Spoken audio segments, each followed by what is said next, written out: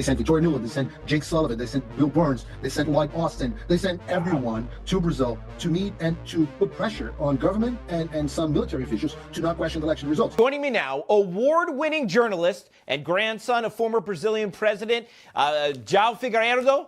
I'm working on this, right? Very special guest, Paulo Figueiredo. How did I do? You did great, my friend. Good to see you.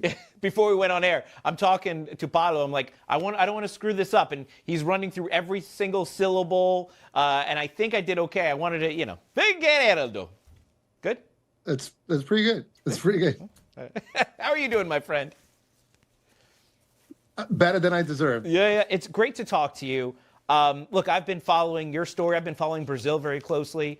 And what's happening over there. There's so many parallels to the United States and Brazil. You saw what they tried to do to President Trump between 2020 and 2024. And we've seen this now spread through Brazil. We've seen it spread through Romania and other parts of the world where they're like, no problem. Let's just prosecute people, make them out to be criminals, and then we don't have to worry about them getting elected anymore, right? And then in any questioning, any funny business about an election, well, that makes you an election denier. And that makes you a bad person and a threat to democracy. And then we must prosecute, right? And we've seen this in Brazil. You've been covering it extensively. And now because you're covering it, free speech, God forbid, now they've turned their sights on you. Can you talk about what is happening in Brazil? Because people in the United States need to pay attention on how this is spreading around the world and why what we do here directly impacts freedom and democracy around the globe. Well, I often say that Brazil and the U.S. have the same virus. We just have different immune systems. Everything that's happening in Brazil happened some way or the other in the United States, and it was actually created within the United States and exported by the Department of State worldwide. That's why you see so many similarities between what's happening in the United States and in other countries. This weaponization of the judicial system is something that was created in the United States. They tried to do with President Trump what they are doing with former President Bolsonaro. For our audience that are not familiar with who President Bolsonaro is, he is considered the Trump of the tropics. He was elected in 2018, 2 years after President Trump got elected here in the United States for the first time. Also very conservative, with part of the same national populist movement, an outsider that went against traditional partisan politics in Brazil. And he did a government very much aligned with the government of President Trump. Again, in 2020 in the United States, in 22 in Brazil, the establishment found a way to pretty much steal the election. They stole the election here, they stole the election in Brazil, different methods, but the same strategy. And President Bolsonaro obviously had to leave power. And anyone that tried to question it was called election denier. Everything was called a big lie. People revolted and stormed the government buildings in Brazil in January 8th instead of January 6th. People were called domestic terrorists and sent to prison for very long sentences.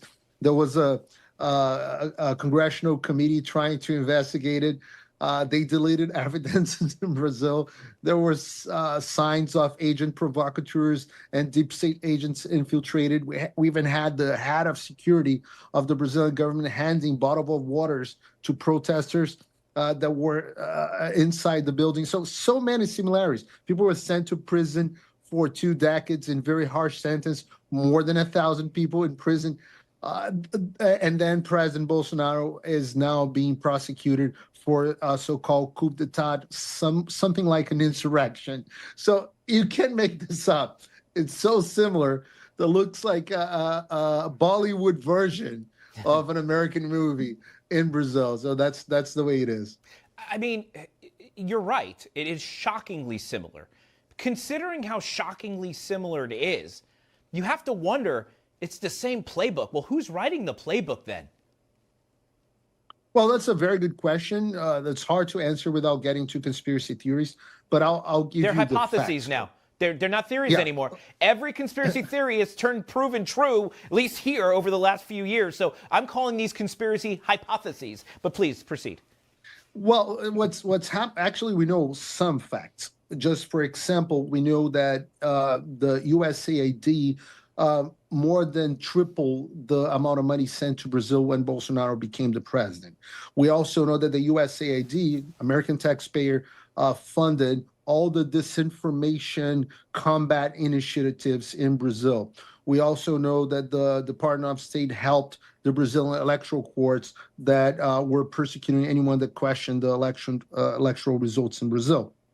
We also know for a fact that in the same year, and that never happened before, the United States sent some top officials, the election year of Bolsonaro, the election year actually of Lula, that Bolsonaro was running for re-election. They sent Victoria Nuland, they sent Jake Sullivan, they sent Bill Burns, they sent Lloyd Austin, they sent everyone to Brazil to meet and to put pressure on government and some military officials to not question the election results. So I don't know who's writing the playbook, but I'm pretty sure it comes from here, and it was funded by American taxpayer money.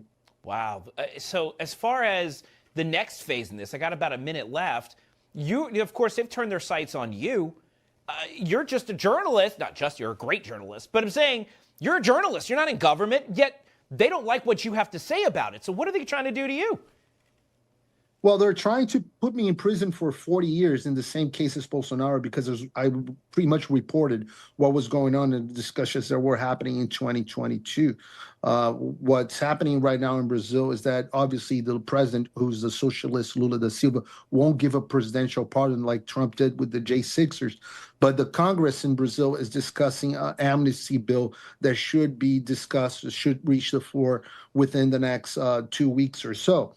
If granted, it would release President Bolsonaro from prison and also anyone else that was politically persecuted, just like myself.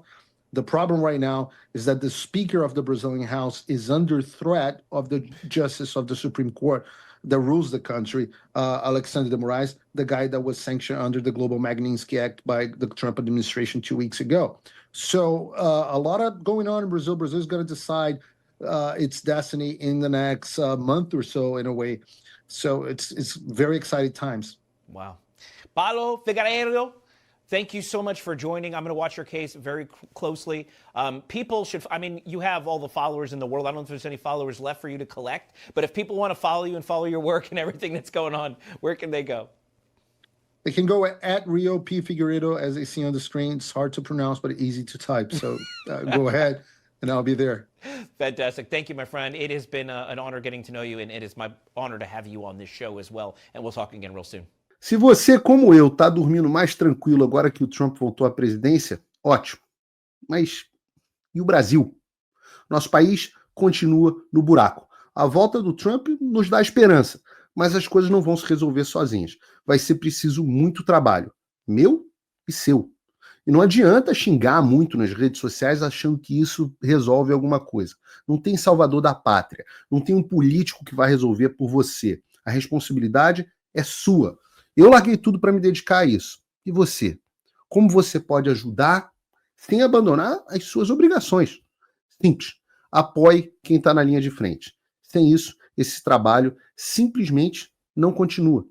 Acesse www.paulofigueiredoshow.com/apoie e com a partir de $5 por mês, garanta que isso siga em frente. Se puder ir além, torne-se meu patrono Gold e participe do meu grupo privado e ajude a definir as minhas próximas pautas. A diferença entre vencer e perder está na ação. Durma tranquilo, sabendo que você fez a sua parte.